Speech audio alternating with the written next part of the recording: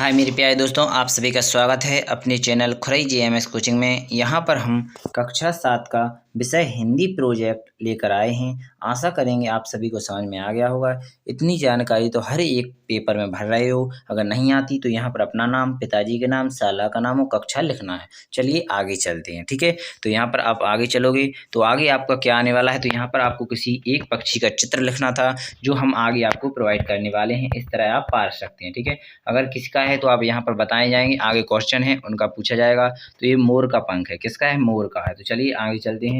तो यहाँ पर आपके जो क्वेश्चन आंसर आएंगे वो इस प्रकार आएंगे। तो यहाँ पर इस तरह नहीं लिखना है आपको, यहाँ पर उसके नाम लिखना है जिसका एच पंख था। तो किसका पंख था? मोर का था। हमने यहाँ पर इसलिए लिख दिए थे कि जो भी हम चित्र लगाएंगे उसके हिसाब से समझ लीजिएगा। तो यहाँ पर अकेले सिर्फ मोर लिख सकते हैं। इसके बाद अगला क्वेश्चन पूछेगा उसका रंग कैसा होता है, तो यहाँ पर हरा होता है ना, हरा रंग मोर का, तो हरा लिख सकते हैं। आशा करें अच्छी तरह समझ में आ गया हो। आवाज यानी आवास यानी वो कहाँ पर रहता है, आवास यानी होता है कहाँ पर रहता है, तो जंगल में पेड़ के ऊपर। आप जानते हैं कहाँ पर रहता है, जंगल में पेड़ के ऊपर रहता है या नीचे रहता है, इस प्रकार आपको लिखना है। जंगल में रहता है, इस प्रकार भी लिख सकते हैं। इसके बाद उसका भोजन क्या है, तो उसके भोजन बताना, जैसे वो मोर किस किस को खाता है, सांप खाता है, कीड़े खाता है, आम खाता है, मिर्ची खाता है। इस प्रकार जो भी आप लिखना चाहें अपने हिसाब से भी लिख सकते हैं। आशा करें अच्छी तरह समझ में आ गया होगा। चलिए आगे चलते हैं, ठीक है। तो यहाँ पर आप देखेंगे आगे, तो आगे आपका क्या लिखा हुआ है, तो इसे भी देख लीजिएगा। यहाँ पर लिखा है, अगला क्वेश्चन है, यहाँ पर देखेंगे बड़ा या फटफूर बा और कोयल की आवाज़ में जानकारी लिखी, उनके बारे में लिखना था। तो यहाँ पर इस पहले पक्षी का नाम लिखा था बया, तो बया के बारे में यहाँ पर लिखा गया है। इसके बाद था खटफोड़वा, ठीक है, तो खटफोड़वा के बारे में लिखवाया गया है। तो ये रहा आपका आगे, तो इसको अच्छी तरह नोट कर लीजिएगा।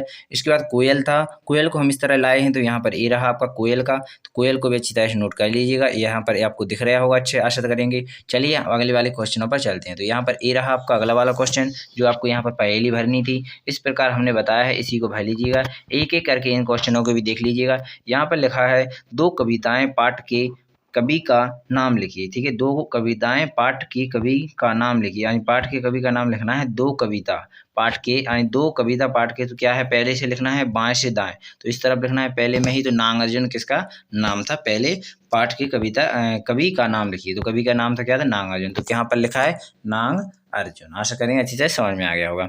चलेंगे अगले क्वेश्चन को देखेंगे। अगले क्वेश्चन में लिखा है युद्ध का पर्यायवाची होता है। युद्ध में क्या होता है? तीसरे क्वेश्चन, तीसरे का लिखना है दाएं से बाएं, तो रण, युद्ध का पर्यायवाची रण भी होता है। इसके बाद अगला क्वेश्चन लिखा है क्षतिग्रस्त के लिए एक और, देखो यहाँ पर आपको दिख रहा होगा चौथा क्वेश्चन, क्षतिग्रस्त के लिए एक और शब्द, यानी क्षतिग्रस्त के लिए एक और शब्द बताना है। चौथे नंबर पर है, तो यहाँ पर लिखा है जर्जर, ठीक है, जर्जर, इसका राइट आंसर हो जाएगा जर्जर। आशा करें अच्छी तरह समझ में आ गया होगा।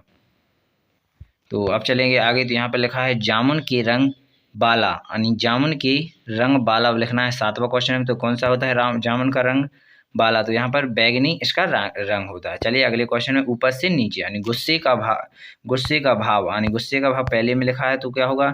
गुस्से का भाव नाराज, यानी गुस्से का क्या होता है? नाराज। इसके बाद अगला क्वेश्चन लिखा है नारी का विलोम शब्द क्या होता है? नर, क्या होता है? नर। तो दूसरे का नीचे नर आपको दिख रहा होगा। इसके बाद चलेंगे रात्रि या रात का पर्यायवाची, रात्रि या रात का पर्यायवाची दूसरा क्वेश्चन है। दूसरे को ऊपर से नीचे की तरफ दूसरा पांचवा है, पांचवे का लिखना है। तो पांचवा में लिखा है रजनी, क्या होता है? रजनी।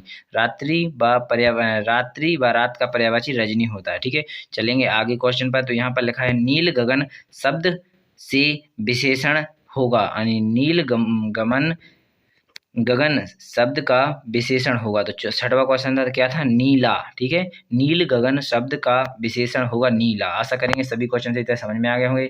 चलिए अगली वीडियो में मिलेंगे, जब तक के लिए सभी भाई बहनों के लिए नमस्कार, धन्यवाद।